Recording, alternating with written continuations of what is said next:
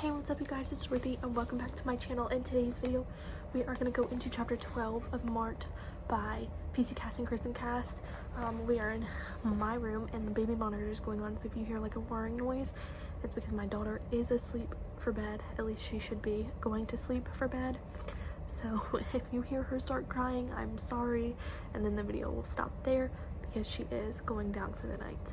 Anyways, let's get right into this video. This video may contain sensitive topics and foul language. If you do not wish to continue, I suggest you click off the video now. You have been warned. Chapter 12. Zoe, over here. I almost cried in relief when I heard Damien's voice and saw his hand waving at an empty desk next to him. Hi. I sat down and smiled gratefully at him. Are you ready for your first day? No. I nodded yep. I wanted to say more, but just then, the bell gave 5 quick rings. And as the echo of it died, Nefret swept into the room. She was wearing a long black skirt, slid up the side to show great stiletto boots, and a deep purple silk sweater. Over her left breast, embroidered in silver, was the image of a goddess with her arms upraised, hands cupping a crescent moon.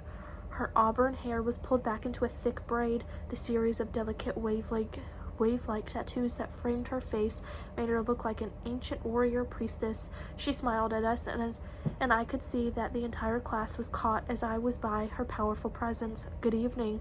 I've been looking forward to beginning this unit, delving into the rich sociology of the Amazons, and one of my favorites. Then she gestured to me. It is excellent timing that Zoe Redbird has joined us today. I am Zoe's mentor, so I'll expect my students to welcome her. Damien, would you please get Zoe a textbook? Her cabinet is next to yours. While you explain our locker system to her, I want the rest of you to journal about what preconceived impressions you have of the ancient vampire warriors who are known as the Amazons. The typical paper rustling and student whispering commenced while Damien led me to the back of the classroom, where there was a wall of cabinets. He opened one that had the number 12 in silver on it. The cabinet contained neat, wide shelves filled with textbooks and supplies. At the House of Night, there aren't lockers like at regular schools. Here, first hour is our homeroom, and we each have a cabinet of our own. The room will always be open, so you come back here to get books and whatever, just like you would go to a locker in the hall. Here's a sociology book. He handed me a thick leather book with the silhouette of a goddess stamped on the front of it, along with the title, Vampire Sociology 101. I grabbed a notebook and a couple of pens. When I shut the cabinet door, I hesitated. Isn't there a lock or something? No, Damien lowered his voice. They don't need locks here. If someone steals something, the vamps know it. I don't even want to think about what would happen if someone was ignorant enough to do that. We sat back down, and I started to write about the only thing I knew about the Amazons, that they were warrior women who didn't have much use for men. But my mind wasn't on my work. Instead, I was wondering why Damien, Stevie Ray, and even Aaron and Shawnee all freak out about getting in trouble. I mean, I'm a good kid. Okay, not perfect, but still.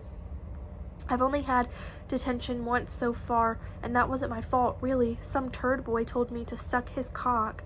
What was I supposed to do? Cry, giggle, pout, So, no. Instead, I bitch slapped him, although I prefer just using the word smacked, and I got detention for it. Anyway, detention wasn't actually that bad. I got all my homework done and started the new Gossip Girls book.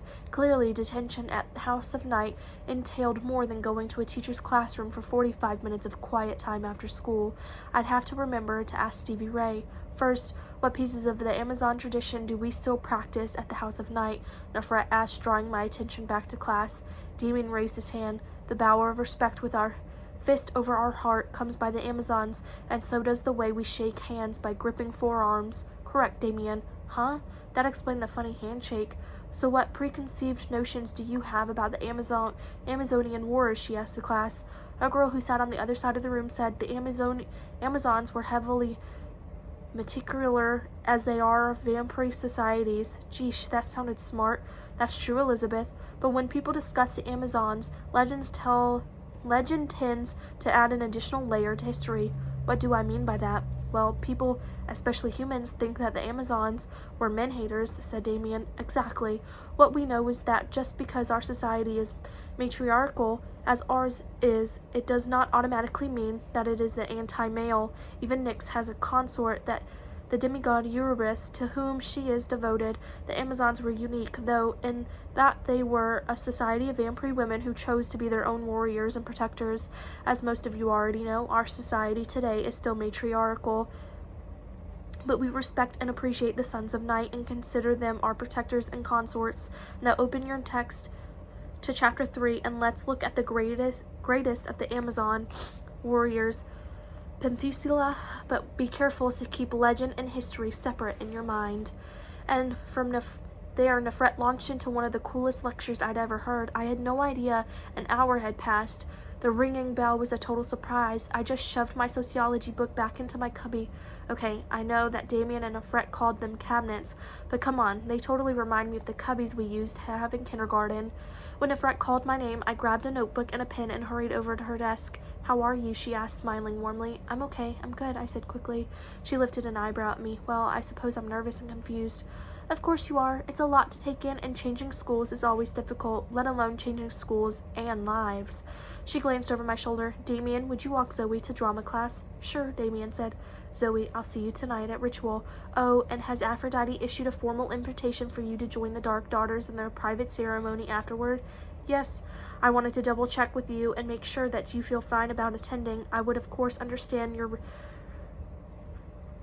reiterance, but I encourage you to go. I want you to take advantage of every opportunity here, and the Dark Daughters is an exclusive organization. It is a compliment that they already seem interested in you as a possible pledge. I'm fine with going." I forced myself and my smile to be nonchalant. Obviously, she expected me to go, and the last thing I wanted was for Nefret to be disappointed in me. Plus, no way in hell was I going to do anything that might make Aphrodite think I was scared of her. "Well done," Nefret said with enthusiasm. She squeezed my arm, and I automatically smiled at her. "If you need me, my office is in the same wing as the infirmary." She glanced at my forehead. "I see the stitches have almost completely dissolved. That's excellent. Does your head still hurt?" I'm going to leave it off right there, and I will see you guys back for part 2 of chapter 12. Bye!